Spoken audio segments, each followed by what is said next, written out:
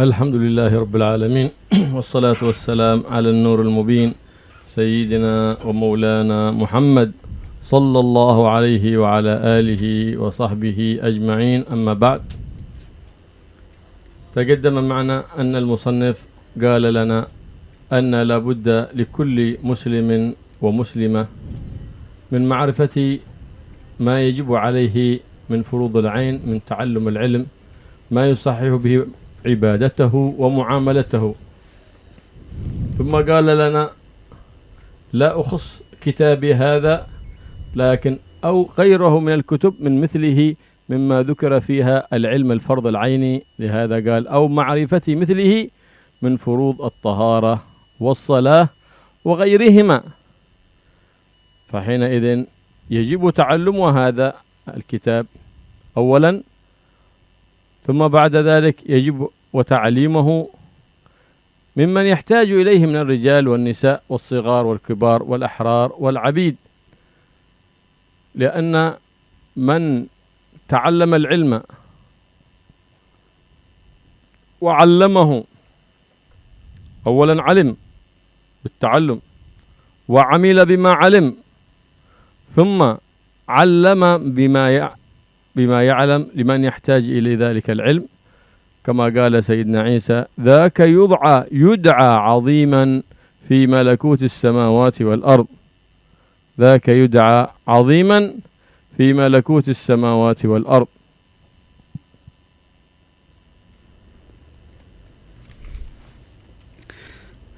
Alhamdulillah, wassalatu wassalamu ala rasulillah sayyidina Muhammad bin Abdullah wa sahbihi wa man walah. Beliau Al-Habib Abdullah memulai pengajian ini dengan memuji kepada Allah Subhanahu wa taala dan berselawat kepada baginda Nabi besar Muhammad sallallahu alaihi wasallam. Setelah muallif pengarang kitab menjelaskan bahwasanya diwajibkan bagi setiap muslim dan muslimah untuk mempelajari syariat Nabi besar Muhammad sallallahu alaihi wasallam supaya ibadahnya, salatnya, puasanya diterima di sisi Allah Subhanahu wa taala. Ibadahnya menjadi sah, diterima di sisi Allah Subhanahu wa taala. Wajib diketahui bagi setiap muslim dan muslimah untuk mempelajari ilmu Nabi besar Muhammad sallallahu alaihi wasallam dan juga mempelajari kitab-kitab pemula seperti Mukhtasar Latif ini. Di situ kan dikatakan la budda likulli muslimin min ma'rifati, diharuskan bagi setiap orang muslim untuk mengetahui seperti kitab ini, kitab Mukhtasar Latif, au ma'rifati mithlih, atau mengetahui kitab yang setara dengan kitab ini, yang selevel dengan kitab ini. Ini harus bagi setiap orang laki-laki, orang-orang merdeka, perempuan-perempuan, dan juga orang-orang yang lanjut usia. Dikatakan dalam sebuah riwayat, man ta'allama al-ilma wa amila bima ya'lam wa ta'allama wa amila bima 'alim wa 'allama fadhaka yud'a 'aziman fi malakuti as-samawati wal ardh. Man ta'allama al-ilma wa amila bima ya'lam wa 'allama fadhaka yud'a 'aziman fi malakuti as-samawati wal ardh. Barang siapa yang mempelajari ilmu, kemudian setelah dia belajar, dia mengamalkannya, apa-apa yang sudah dia ketahui, dan setelah dia mengamalkannya, dia mengajarkan. Jadi man ta'allama, barang siapa yang mempelajari ilmu, wa amila bima ya'lam, dan dia mengamalkan apa-apa yang telah dia ketahui, kemudian mengajarkan, maka orang tersebut akan diagungkan, akan disebut-sebut oleh penghuni langit. Dia disematkan orang yang agung, orang yang mulia. Jadi setelah belajar harus diamalkan, setelah itu harus diajarkan Orang yang seperti ini yud'a 'aziman fi malakutis samawat. Dia dipanggil orang yang mulia, mendapat gelar mulia. Gelar ini disematkan oleh Nabi besar Muhammad SAW. Nabi besar yang memberikan gelar itu. Karena itu ini adalah suatu kemuliaan bagi orang yang mempelajari ilmu. لأن تعبد العابد بغير علم لا يصح. لا بد يجب على كل مسلم ومسلمة إذا أراد أن يدخل في عبادة أو في معاملة من بيع أو شراء أو نكاح لا بد أن يعرف حكم الشارع فيه. لا يقدم على أمر حتى يعرف ما حكم الشارع فيه، فإن إقدامه مع عدم علمه إثم. لهذا يقول سيدنا عمر بن الخطاب: لا يبع في سوقنا ولا يشتري من لم يتفقه في ديننا. كل من أراد أن يفتح دكان ولا يعرف أحكام البيع والشراء لا شك أنه يقع في الربا وهو لا يدري، فيقع في كبائر الذنوب وهو الربا وهو لا يدري، فيتعامل مع الملوك الربوية ويأخذ قرضة ربوية ويعرف أن ذلك حرام، يمسخ البركة في المال والعيال والذرية ويتعامل به وهو لا يدري. المسكين لو سأل ممن يطلب العلم ممن يتقي الله لأرشده إلى الصواب ولأرشده لما فيه الخير في أمر دينه ودنياه.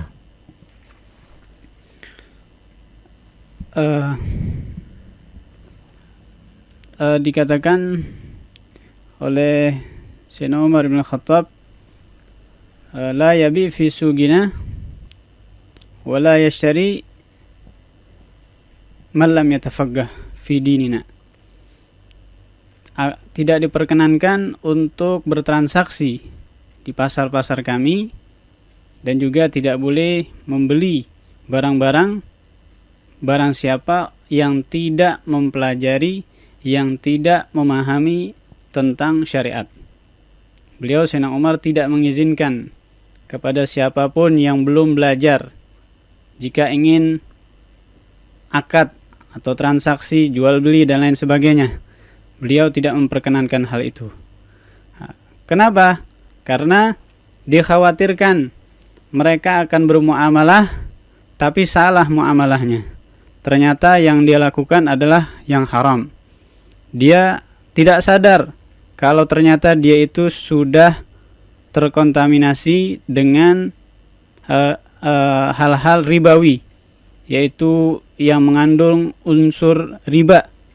Karena itu dia, Sayyidina Umar bin Khattab, tidak memperkenankan kepada siapapun yang belum belajar untuk bertransaksi di pasar-pasar umat Islam.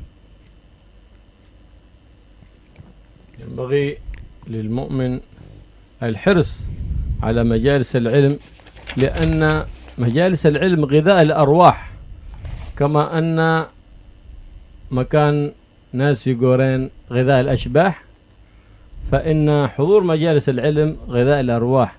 فلو ترك الأكل 3 أيام لا شك أنه يهلك ويموت، ولو ترك مجالس العلم وعدم تعلم الحكمة وسماع الحكمة وسماع العلم 3 أيام مات قلبه، صار ذلك الشخص يقال له ميت القلب أو شبيه بالميت.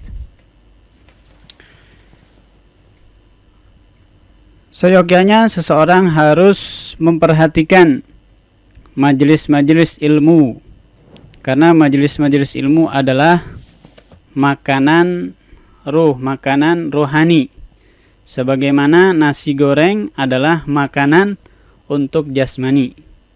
Seseorang tidak akan bisa hidup jika dia tidak makan selama 3 hari. Nah, begitu juga rohaninya dia, hatinya akan mati jika selama 3 hari tidak mengkonsumsi makanan-makanan rohani seperti majelis-majelis ilmu.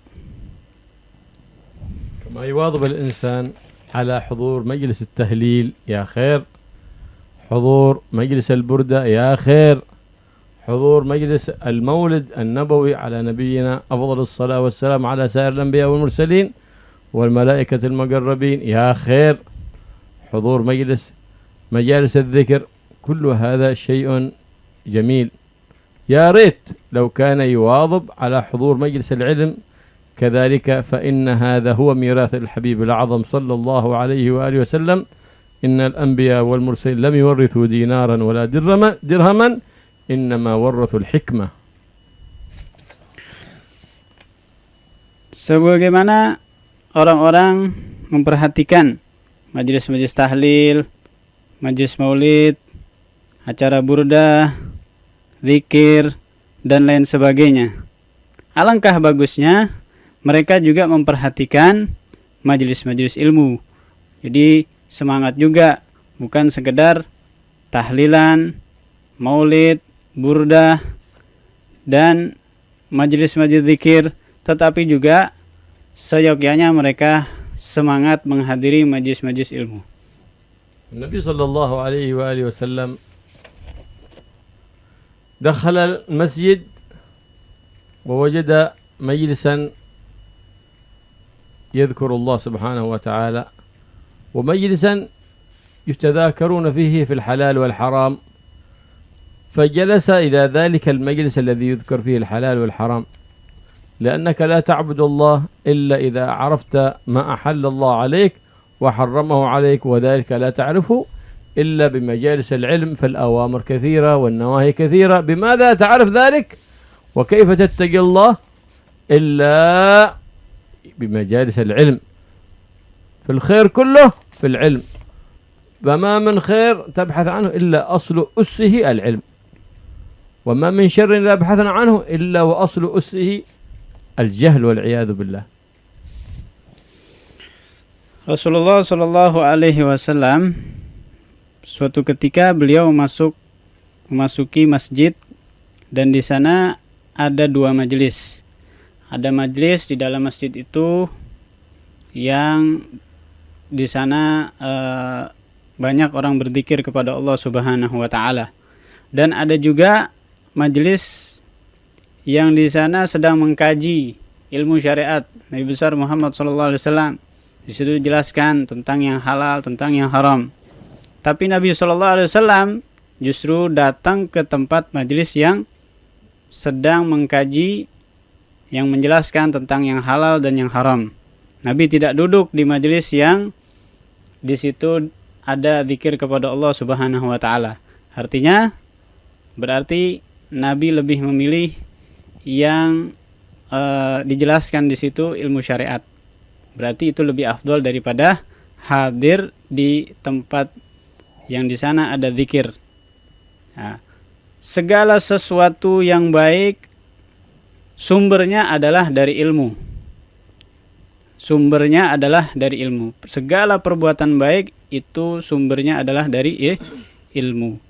Segala perbuatan buruk sumbernya adalah dari kebodohan. Baik, Nabi yang Al-Kiram rahimakumullah dimanapun Anda berada. Alhamdulillah Nabi, kita baru saja mendengar kajian dari kitab Mukhtasar Latif Nabi, kajian yang disampaikan oleh beliau Al-Habib Abdullah bin Abdurrahman Al-Mudhar. Dan sekali lagi Nabi, untuk Anda semuanya silakan, bagi Anda yang ingin bertanya di surah ini seputar hukum apa saja, Anda bisa bertanya di 081249 081240 081249 081240. Jangan lupa Nabi, nama dan alamat Anda cantumkan. Nama dan alamat Anda cantumkan. Baik, ada beberapa pertanyaan yang sudah masuk. Ini ada pertanyaan dari Akhina Rudi yang di kawasan Lumbang. Habib, saya mau tanya, bagaimana caranya supaya dapat ilmu yang barokah dan manfaat? يسأل كيف طريقة يحصل العلم النافع والبركة.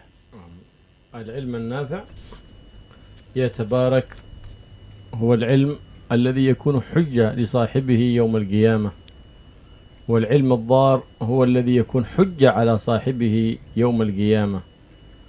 العلم النافع هو الذي يزيدك محبة في الخير وأهل الخير، ويزيدك بغضا في الشر وأهل الشر. العلم النافع الذي يرزقك الله به مراقبة لله في سرك وعلنك، في ظاهرك وفي باطنك، تتقي الله سبحانه وتعالى في خلواتك وفي جلواتك. هذا العلم النافع الذي يزيدك رغبة في دار الخلود وزهدا في دار الغرور، هذا علم نافع. والذي يزيدك راحبة في الدنيا وزهدا في حضور مجالس العلم، زهدا في حضور مجالس الخير ومجالس الذكر، يزيدك قساوة في القلب حتى أنه يضيق من تلاوة القرآن ومن الجلوس في المسجد، هذا إنما هو يكسي القلب. فالعلم والبركة إذا أردتها فعليك أولا تصحيح النية، وثانيا بالصدق، وثالثا في الإخلاص، ورابعا إضمار النفع لإخوانك المؤمنين من عرفته ومن لم تعرفه. Ilmu yang bermanfaat itu adalah yang menyebabkan kita bertambah melakukan ketaatan, kita bertambah melakukan kebaikan, bahkan kita akan senang berkumpul dengan orang-orang baik. Itulah jika seseorang mendapatkan ilmu, ciri-cirinya dia akan senang melakukan kebaikan, ketaatannya bertambah, terus meningkat, dan dia senang berkumpul dengan orang-orang yang baik. Sedangkan ilmu yang tidak manfaat, ilmu yang yadur, dar, yaitu yang membahayakan, dia ciri-cirinya bukan bertambah ketaatannya, bukan meningkat ketaatannya, akan tetapi semakin lama semakin pupus, semakin berkurang. Bahkan dia senang berkumpul dengan orang-orang yang tidak baik. Ilmu yang bermanfaat, ciri-cirinya juga akan senang jika dia hadir di masjid, jika dia membaca Al-Quran, tidak dirasakan kesusahan, tidak merasakan kesusahan. Justru dia akan senang melakukan i'tikaf di masjid, membaca Al-Quran. Tapi ilmu yang tidak bermanfaat itu menyebabkan orangnya keras hatinya, tidak bisa menerima nasihat, dan ketika dia baca Al-Quran gak senang, gak betah. Ketika diam di masjid gak betah. Ini menunjukkan ilmunya yang yadur, yang berbahaya, tidak bermanfaat. Maka dari itu perbaikilah niat. Ketika mempelajari ilmu, koreksi niatnya. Tujuannya harus ikhlas, dan tujuannya supaya karena Allah Subhanahu wa taala. Ya. Jadi ini ciri-ciri ada ilmu yang bermanfaat, ada ilmu yang tidak bermanfaat. فيسأل الله سبحانه وتعالى ويقول اللهم ارزقني علما نافعا وقلبا خاشعا ودعاء سامعا ولسانا ذاكرا، فإن هذا من الأدعية التي يجعل الله سبحانه وتعالى البركة في الأقوال والأفعال وفي جميع الأحوال. فيسأل الله سبحانه وتعالى ويبذل العلم لمن يحتاجه ابتغاء وجه الله سبحانه وتعالى، ولا يرجو مقابلا لذلك، فإن أعطي فضل من الله وإن منع فضل من الله لا يكن يبذله ابتغاء مرضات الله سبحانه وتعالى. Hendaknya dia berdoa supaya mendapatkan ilmu yang bermanfaat. Allahumma rzuqni ilman nafi'an wa qalban khashi'an wa du'aan sami'an wa lisanan dzakiran wa shifaan min kulli maradin wa da'. Dia berdoa seperti yang disebutkan tadi, dan dia betulkan, perbaiki niatnya itu semata-mata karena Allah Subhanahu wa taala, bukan mengharap apapun. Jika memang diberikan karunia oleh Allah Subhanahu wa taala, alhamdulillah dia bersyukur. Tapi jika tidak, ya dia juga harus menerima. Jadi perbaiki niatnya itu semata-mata karena Allah Subhanahu wa taala. Baik, seperti itu untuk pertanyaan pertama dari Akhi Narudi, dan pertanyaan keduanya ini amalan dan bacaan apa yang dibaca sebelum menghafal pelajaran agar cepat hafal dan tidak mudah hilang ini, Habib? أي دعاء إلى اللي يقوي الحفظ لأجل لا ينسى في الحفظ. نعم. أدعية الحفظ أولا أفعال تقوي الحفظ. ما الذي يقوي الحفظ؟ الحفظ يقوي الحفظ. أنت إذا حفظت جوارحك قوي حفظك، والحفظ يقوي الحفظ إذا مارست الحفظ كل يوم، حفظت ولو سطرا واحدا أو سطرين، فإنك بعد أيام ترى حافظتك قد قويت. فهذا معنى قولنا دواء الحفظ.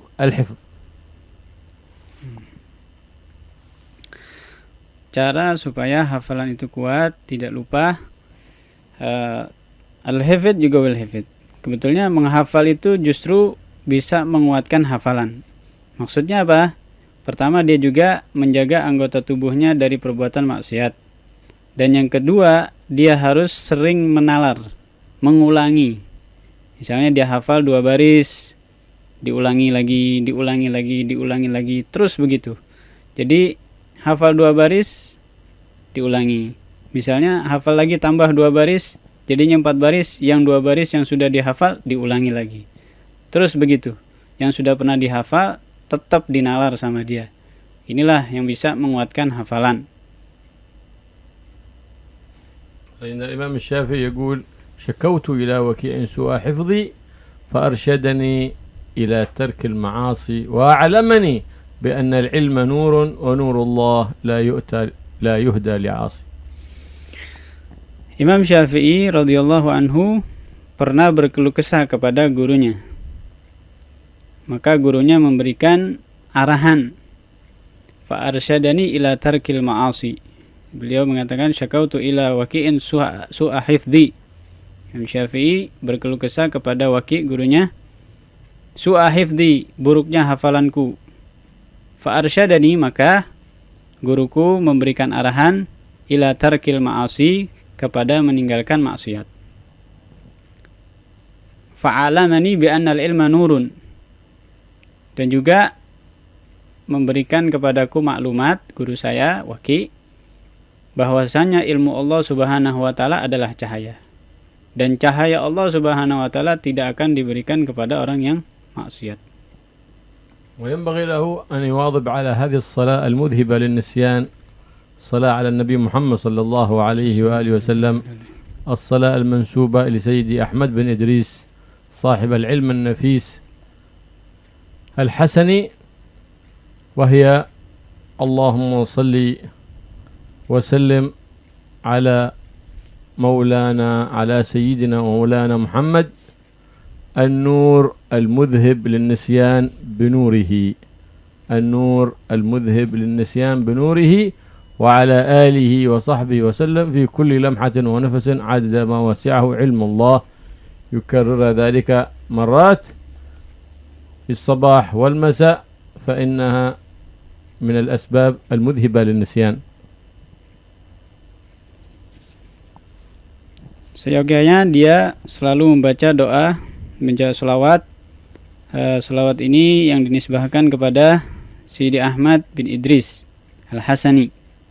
Bunyinya Allahumma salli wa sallim ala Sayyidina wa maulana Muhammadin an-nuril mubin, an-nuril mudhib lin-nisyan binurihi wa ala alihi wa sahbihi wa sallam fi kulli lamhatin wa nafasin adada ma wasi'ahu ilmullah, setiap pagi dan sore.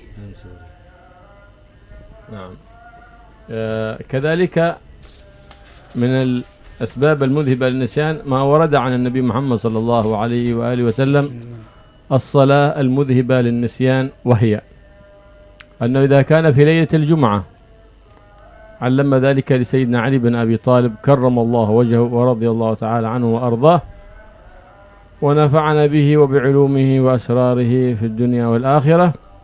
قال: إذا كان ليلة الجمعة إما في أولها أو وسطها وآخرها والثلث الأخير من الليل أفضل، فلو صلاها بعد العشاء أمكن ذلك، لكن في الثلث الأخير لأنه السدس الأخير الذي في ساعة الإجابة فهو الأفضل، فيصلي 4 ركعات بسلام واحد وإحرام واحد وتشهد واحد، يصلي بنية على تقوية الحفظ، 4 ركعات بنية تقوية الحفظ. ويقرأ في الركعة الأولى بعد الفاتحة سورة ياسين، ويقرأ في الركعة الثانية بعد الفاتحة سورة الدخان، ويقرأ في الركعة الثالثة بعد الفاتحة سورة ألف لام ميم السجدة، ألف لام ميم، ويقرأ في الركعة الرابعة بعد الفاتحة سورة تبارك الملك، فإنها مجربة لتقوية الحفظ وذهاب النسيان. وقد جربها، قال سيدنا علي بن أبي طالب: فعلتها فرأيت القرآن ثبت في قلبي ولم أنس منه حرفا.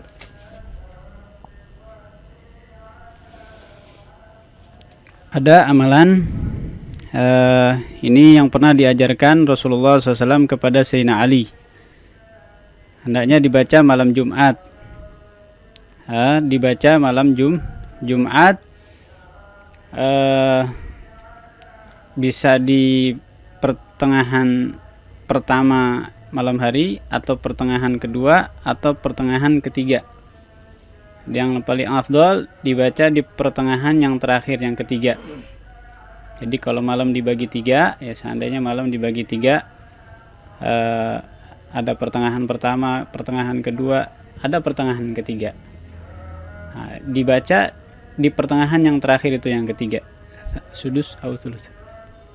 الثلث الأخير من الليل أو سدسه أفضل، السدس الأخير من الليل لأن في ساعة الإجابة. Jadi pertengahan yang ketiga, yang terakhir, atau di 1/6 yang terakhir. Jadi kalau malam dibagi 6, malam kan mulainya dari terbenam matahari, tinggal kita bagi aja ada berapa jam itu malam. Jadi 1/6 terakhir atau 1/3 terakhir, karena disitulah doa dikabulkan oleh Allah Subhanahu wa Ta'ala. Dia sholat 4 rakaat, niatnya menguatkan hafalan supaya tidak lupa lagi.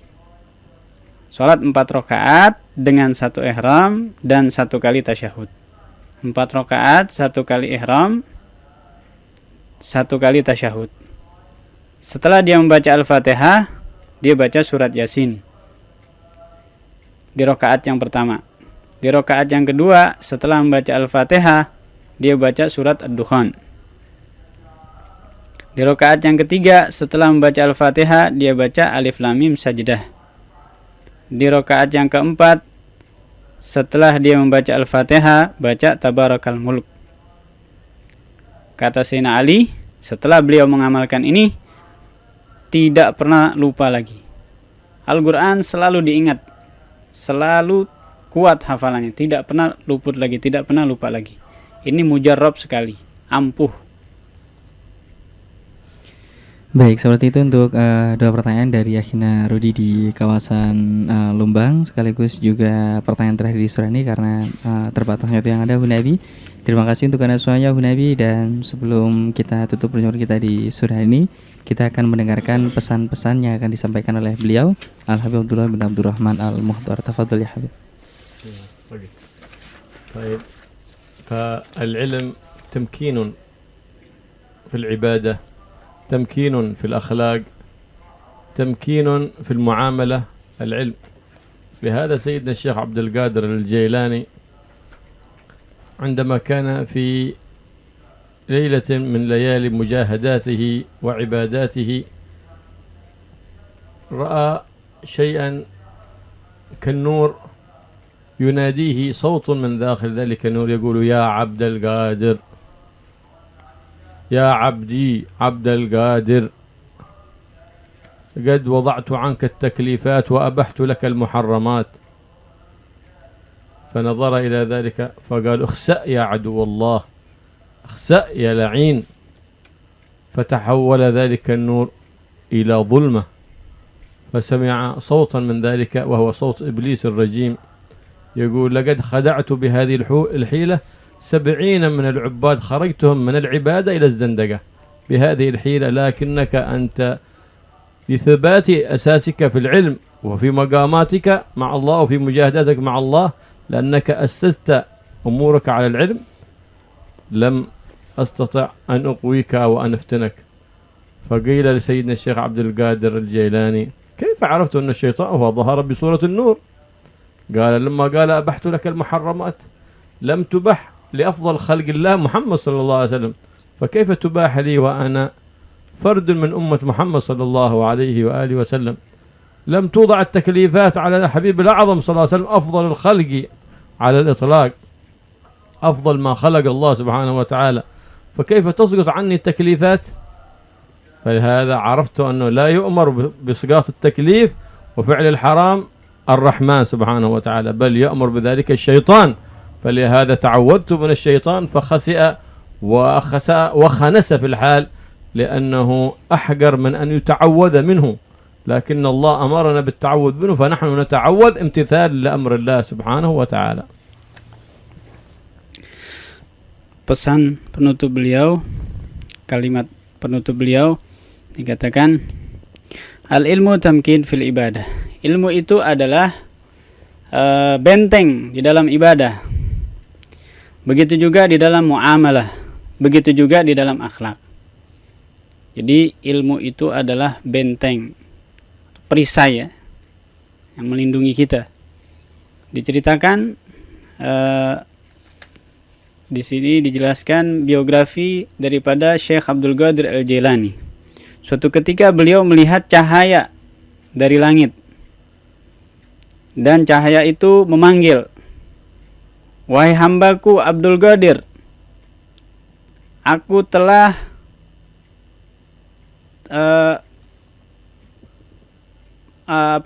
memaafkan segala kewajiban-kewajibanmu." Maksudnya, kamu tidak wajib lagi untuk sholat, kamu tidak wajib lagi untuk ibadah, dan aku bolehkan kepadamu segala hal-hal yang diharamkan. Maka Sayyidina Abdul Qadir Al-Jailani, beliau mengatakan, "Ikhsa ya la'in, ikhsa ya aduwallah." Pergilah wahai adullah. Kemudian dia juga membaca ta'awud, minta perlindungan dari Allah Subhanahu wa ta'ala. Akhirnya cahaya itu redup, lama-kelamaan meredup dan mati cahaya itu.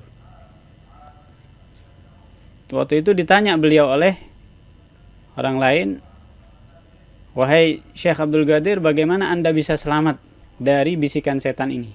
Padahal dia berubah wujud, padahal itu bentuknya cahaya." Mengatakan, "Kamu sudah tidak diwajibkan lagi ibadah, gugur untuk engkau yakni kewajiban-kewajiban, bahkan hal-hal yang haram boleh dilakukan. Bagaimana Anda bisa mengalahkan bisikan setan itu? Padahal banyak sekali yang sudah terjebak, dengan bisikan setan tadi. Bagaimana Anda bisa selamat dari jebakan itu?" Maka beliau menjawab, "Bagaimana bisa terjadi untuk saya, seorang hamba Allah? Sepatutnya kalau sudah tidak diwajibkan lagi ibadah, yang lebih berhak adalah Nabi Muhammad SAW. Karena beliau adalah makhluk yang paling utama." Artinya untuk Nabi Muhammad sendiri masih diwajibkan bagi dia, masih diwajibkan bagi beliau. Seharusnya Nabi Muhammad yang sudah dijamin masuk surga, manusia yang paling utama, seharusnya beliaulah yang mengatakan itu, atau beliaulah yang sudah tidak diwajibkan lagi, karena beliau makhluk yang paling utama. Nah, karena itu ini pasti adalah bisikan setan ya. Maka dari itu aku berlindung kepada Allah Subhanahu wa ta'ala, sehingga Allah Subhanahu wa ta'ala memberikan aku kekuatan sehingga setan itu menjadi redup cahayanya, dan Allah usir dan Allah musnahkan. واليوم في ناس يسكنون في هذه البلاد تقام مجالس العلم ولا يشاهد أحد فيها من أهل الخير في مجالس العلم، إنما يشاهدون في زواج أو غير ذلك، وهم زاهدين في حضور مجالس العلم. لو كان هناك في هذا المكان مجلس تهليل أو مجلس ذكر وهناك مجلس العلم ودخل النبي، لو قدرنا دخول النبي صلى الله عليه وسلم بيجلس إلى من؟ بيجلس إلى ذلك مجلس العلم، لأنه ميراثه صلى الله عليه وسلم. وإن كان مجلس الذكر فيه خير كبير، مجلس المولد فيه خير كبير، لكن النبي صلى الله عليه وسلم بيجلس إلى هذا. لهذا جمع السلف الصالح في قراءة المولد بين الصلاة على النبي صلى الله عليه وسلم واستماع شمائل المصطفى صلى الله عليه وسلم، ثم بعد ذلك يأتي أحد من تأهل بالعلم النافع وقذف الله به في قلبه الورع الحاجز، يتكلم وينصح الناس ويبين للناس أوامر الله حتى يأتمر بها ونواهيه، فيجمعون فيكون مجلس المولد مجلس ذكر، مجلس صلاة على النبي محمد صلى الله عليه وسلم، ومجلس علم لما يتلى فيه من كلام العلماء ووعظ الوعاظ المخلصين لله سبحانه وتعالى. Sekarang kita sering menyaksikan banyak orang-orang yang lebih menyukai hadir majelis maulid atau majelis tahlil dzikir, tetapi kurang suka kepada majelis ilmu. Ini disayangkan sekali. Jadi mereka seakan-akan sudah cukup dan nggak perlu lagi hadir ke majelis ilmu. Ini sangat disayangkan. Padahal kalau diperkirakan di situ ada Nabi Shallallahu Alaihi Wasallam, pasti Nabi akan memilih untuk duduk di majelis ilmu daripada di majelis dzikir. Maka dari itu para salaf soleh mereka menggabung antara majelis maulid dengan majelis ilmu. Jadi setelah baca maulid, baca biografi Rasulullah Shallallahu Alaihi Wasallam, yaitu maulid yang di situ dimuat riwayat hidup Nabi besar Muhammad Shallallahu Alaihi Wasallam, dan setelah itu ada orang yang sudah mumpuni, sudah layak untuk mengisi pengajian. Mereka adalah orang-orang yang ikhlas, kemudian memberikan arahan kepada hadirin, menjelaskan hukum-hukum. Jadi bukan sekedar hadir maulid saja, tapi juga diiringi dengan majelis ilmu, sehingga majelis itu akan lebih disukai dan lebih banyak manfaatnya. الله يوفقنا لحضور مجالس العلم ويجعلنا من أهل العلم، ويجعل أولادنا وذرياتنا من أهل العلم النافع، ويجعل مستقر العلم النافع في بيوتنا وفي مساجدنا وفي مصلياتنا وفي معاهدنا، ويحشرنا مع أهل العلم النافع، ويجعل العلم النافع مستقر قلوبنا، ويحفظ به جوارحنا من الحرام، ويرزقنا ويوفقنا لكل طاعة مرضية لديه، ولا يرانا حيث انهانا ولا يفقدنا حيث أمرنا، ويعزنا بالطاعة ولا يذلنا بالمعصية، ويشغلنا به عمن سواه، ويقطع عنا كل قاطع يقطعنا عنه، ويلهمنا ذكره وشكره وطاعته وحسن عبادته، ويجعلنا من الذين يستمعون القول فيتبعون أحسنه، إنه على ما يشاء قدير وبالإجابة جدير. وصلى الله تعالى على سيدنا محمد وعلى آله وصحبه وسلم، والحمد لله رب العالمين، والسلام عليكم ورحمة الله وبركاته.